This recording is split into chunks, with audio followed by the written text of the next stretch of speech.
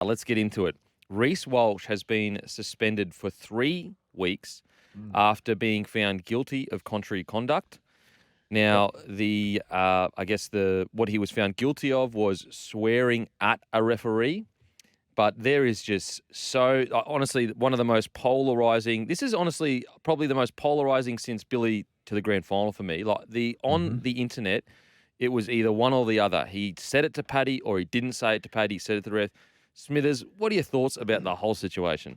Oh, well, it was a bit of a circus, really, wasn't it? That's the way I'll sum it all up. Like the last night, and the length of the hearing. God.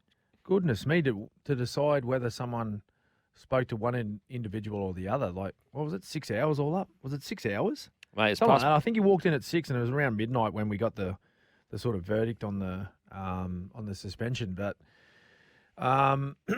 look, I don't know. Look, first and foremost, do you want to see players carrying on that way on the field? No, we don't. Are there expletives used on the field? Yes, there is. Every game you play, there's expletives used. You hear it, you pick it up on the audio, the broadcaster's audio every game. You and I both know we've been out in the footy field, and it happens at a lot of levels. You don't want to see it used in the junior grades, of course, but in the more senior grades and of course the NRL, like there's expletives used every day of the week. There is. Is swearing at a referee a good thing? No, it's not. We don't want to see that happen. But at the end of the day, did he actually direct it at the referee? And that's the thing. Like, it's a very divisive decision. Well, sort of subject at the moment. And half the people are saying no, he was speaking to his teammate, and the other half are saying no, he was directing it at the referee. At the end of the day, there's two people that know. It's Reece Walsh, and he said, I didn't speak to the referee. I didn't direct that to the referee. And it's the referee. And what was the report that Chris Butler put in referee post-game? So post-game, the report that he put in, basically that he, got it here, he marched for 10 metres over the obstruction penalty due to Walsh's body language, and he admitted that he didn't hear what the 20-year-old said. Right. So, which then, going off that evidence from the referee, who has come out and he stated that he was unaware of what Reece said. So what's he being punished for? Poor body language, aggressive body language. I mean, Yeah, I don't know. What's your take on the whole thing, mate? Mate, look, I think, and this might sound a bit bizarre as a former Bronco and a Broncos fan, I think it's one of the best things that could happen for Reece right now in regards to the longevity of his career. I think that it's a really line in the sand moment for him of like, Reece, you are a superstar and you're an emotional player, but you need to mature and regulate your emotion. So from that perspective, I'm not worried about the Broncos. I'm not worried about Queensland. Yes, he is a loss. He's a superstar. He plays incredibly well in Origin and for the Broncos, but there's plenty of people that can back up for him in Origin. There's plenty of people that can back up for him at the Broncos. Yep. Tristan, Selwyn, Herbie, the list goes on. So I'm not concerned about that. And as I said, from a career perspective, even though you don't like seeing him on sidelines, I think it's going to teach him a lot about being a professional athlete. What my concern is, Smithy, is the process of it all. Now, look, I'm not the sharpest tool in the head, and you can look. I'm going to put my lawyer hat on for a second. Listeners, you can call me Lawyer Beak if you want. What I don't understand is the ref has admitted he didn't hear or see it. Yep. 2 witnesses, so Fafita and Carrigan, said that he was speaking to Paddy Carrigan. Mm-hmm. Adam Reynolds also came out and said he wasn't speaking to the ref. Now, I'm sure there are a lot of people that are going to say, oh, they're his mates. They're just covering for him. I think that you got to give – I think you're not giving players enough respect for their integrity. As if Paddy Carrigan wants to be seen as a liar to the entire state when he has, I'd assume, hopes of being the captain of the of Queensland and potentially even Australia. Yeah. And so what I'm not understanding is what evidence was used to say that he did swear at the referee? Do they have cameras that can see where Reece Walsh's eyes exactly were looking? Mm-hmm. the only evidence they have is he swore in the vicinity of the ref, but Paddy Carrigan was closer. Paddy Carrigan He also was in between them. exactly, and he also did say something because you can see him say it. And so, as I said, I'm not concerned about the Reece Walsh and Queensland, Brisbane. I think it's good for his career. I think he'll learn a lot from it. But Yeah. I'm just not understanding the process they came to this conclusion. It does not make sense to me. Yeah, and that's the most bizarre thing. So the referee has come out and said he's unsure of what was said. He's unaware of if it was even directed towards him. He didn't even know the exact words that were used. So it's not like the referee turns around and says, he spoke to me in a manner and used these words. And that's pretty black and white. That's clear cut. Okay? Like, if the referee states that and it goes to the judiciary and there it is right in front of them, well, it's black and white. You can't talk like that to a referee. You're suspended. Having Reece Walsh deny the fact that he did, and he was saying that to Pat Carrigan. Pat Carrigan then also said he was talking to me. He had others there, to back up those claims as well. The most bizarre thing for me is the length of the hearing. Yeah. Like for a judiciary panel to take 4 hours to decide whether a person said something to someone, to me that says there's a lot of doubt. Yeah. There is a lot of doubt. And, for Reece Walsh now, that's cost him, well, a State of Origin game as well as multiple games for the Broncos. Now, when there's so much doubt involved, that's a heavy price to pay. Yeah.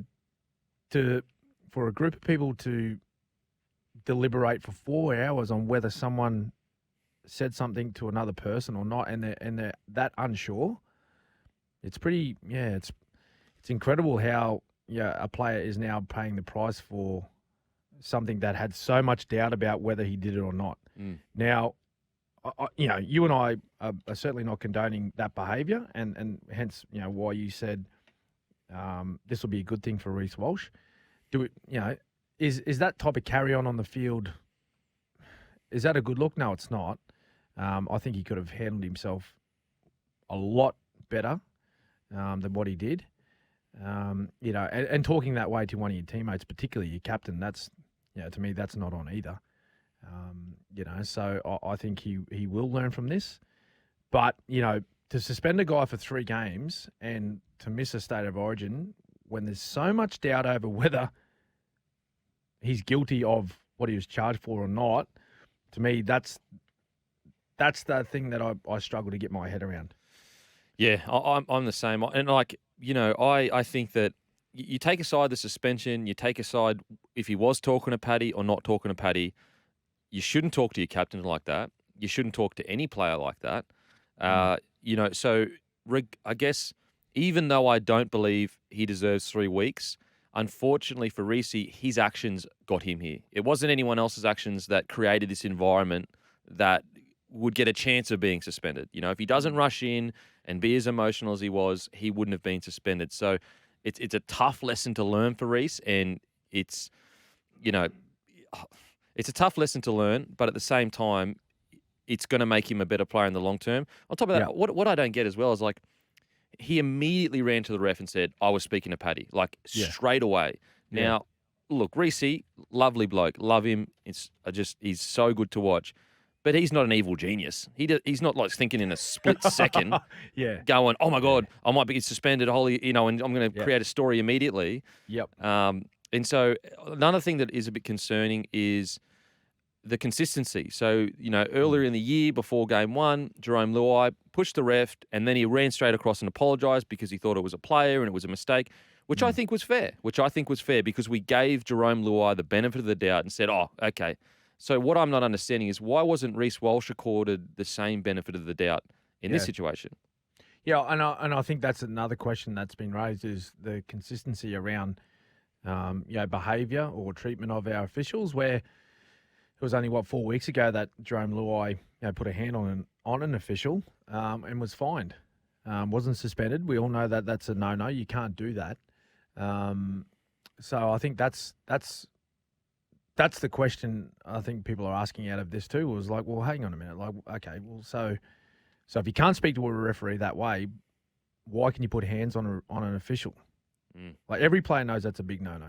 Every player knows that's a big no-no. And I've seen comments from, this is an anti-New South Wales thing, like because Kempy and I are Queenslanders. I've seen comments from people that are New South Welshmen saying that was wrong. They got that wrong.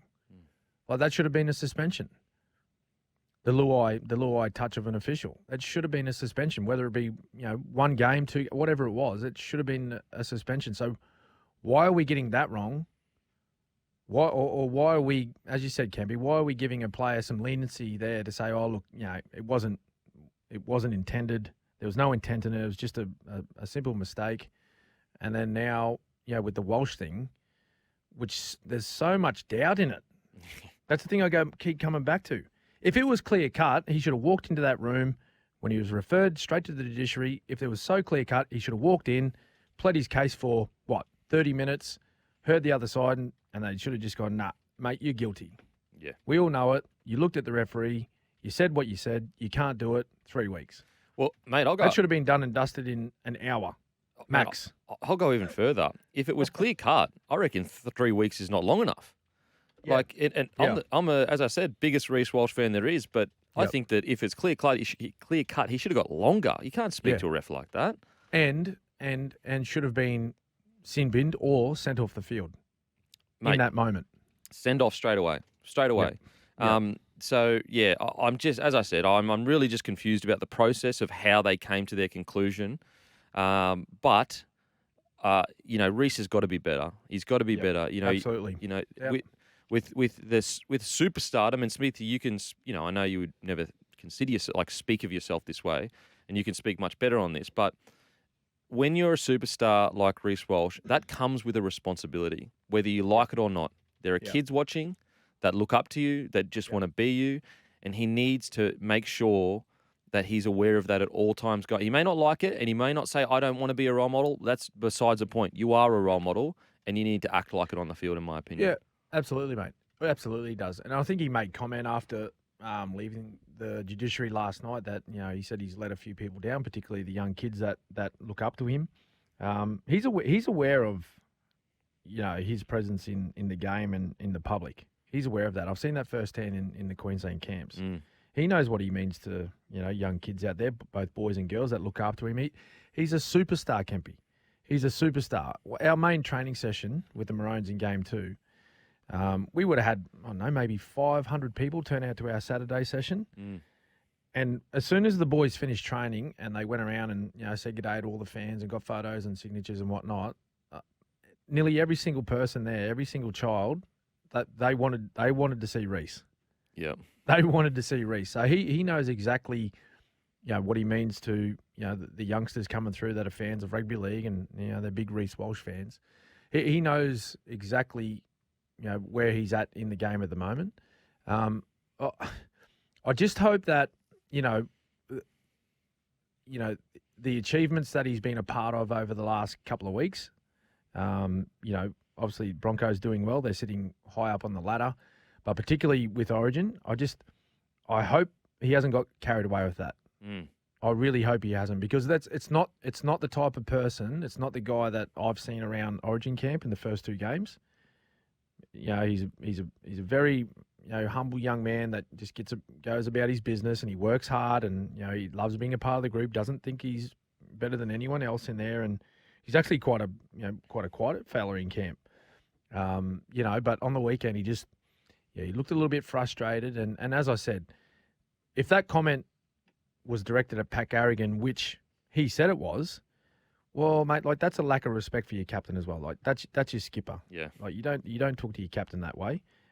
So, he's got 3 weeks now to spend, to learn about that and understand that and get that around his head. That type of behaviour, it's not on. Yeah. Yeah. Regardless of whether you think he was speaking of Paddy, the ref, or whatever, that's that type of behaviour cannot, you just can't do it. You can't do it. You've got to be better than that.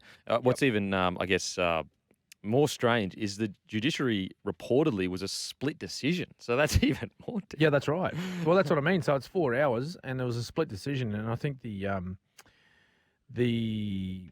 judiciary chairman had to step in, and he had the casting vote on what happened. So, that's what I'm saying about how much doubt there was over who he spoke to.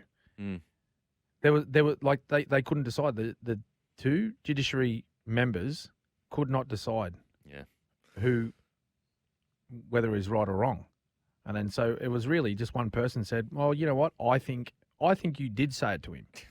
So now you've got 3 weeks, and it takes him out of an Origin. So big call. Yeah. Big call in the end. But hey, guess what? It is what it is. He's accepted it, and we all move on. And as you said, I think, he's let the two teams he's representing at the moment down. But luckily for both of those teams, they've got players that can cover that position. Now we're going to head to a break, and the prediction of the text line blowing up is true, Smithers. They're absolutely into us, you biased Queenslanders. We will be back after the break to read some texts.